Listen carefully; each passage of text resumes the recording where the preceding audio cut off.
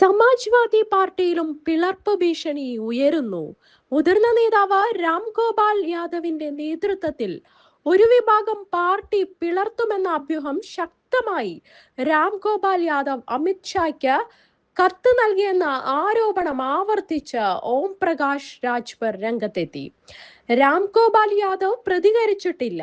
Samajwadi party പിളരില്ലെന്നും ഇത്തരം ഭീഷണികൾ മുൻപും നേരിട്ടിട്ടുണ്ടെന്നും അഖിലേഷ് യാദവ് പറഞ്ഞു.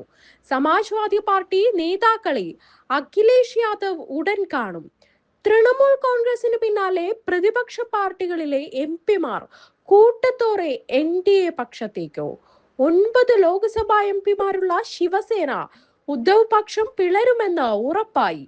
6 പേർ ഷിൻഡ പക്ഷത്തേക്ക് മാറും. ദില്ലിയിലെത്തിയ വിമതർ ഏക്നാഥ് ഷിൻഡെയുമായി കൂടിക്കാഴ്ച നടത്തും. 3-ൽ 2 പേർ മറുകണ്ഠം ചാടിയാൽ അയോഗ്യത ഒഴിവാക്കുമെന്നാണ് ഇവരുടെ പ്രതീക്ഷ. വിമതരെ അനുനയിപ്പിക്കാൻ സഞ്ജയ് റാവത്ത് ദില്ലിയിലെത്തിയെങ്കിലും ഫലം കണ്ടില്ല. അവശേഷിക്കുന്ന 3 എംപിമാർക്കൊപ്പം വാർത്താ സമ്മേളനം നടത്തിയ സഞ്ജയ് റാവത്ത് ഓപ്പറേഷൻ ടൈഗർ ആണ് നടക്കുന്നതെന്നും ഒരു MP-ക്ക് 50 കോടി വിലയിട്ടിട്ടുണ്ടെന്നും ആരോപിച്ചു.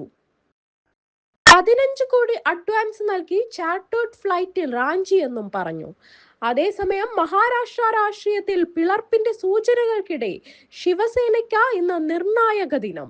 ശിവസേന ഉദ്ധവ് വിഭാഗവും NCP ശരത് പവാർ വിഭാഗവും വിളിച്ച എംപിമാരുടെ യോഗം ഇന്ന് നടക്കും. ഉദ്ധവ് വിഭാഗത്തിലെ വിമതരായ 6 എംപിമാരിൽ ആരെങ്കിലും യോഗത്തിൽ പങ്കെടുക്കുമോ എന്നത് നിർണായകമാകും.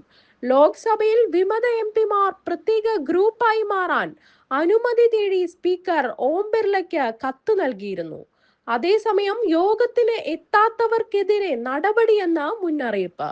ഇന്ന് വിളിച്ചു ചേർത്ത യോഗത്തിൽ എല്ലാ ലോക്സഭാ എംപിമാരും നിർബന്ധമായും പങ്കെടുക്കണമെന്ന് കാണിച്ച് chief whip Anil Desai whip നൽകിയിട്ടുണ്ട്.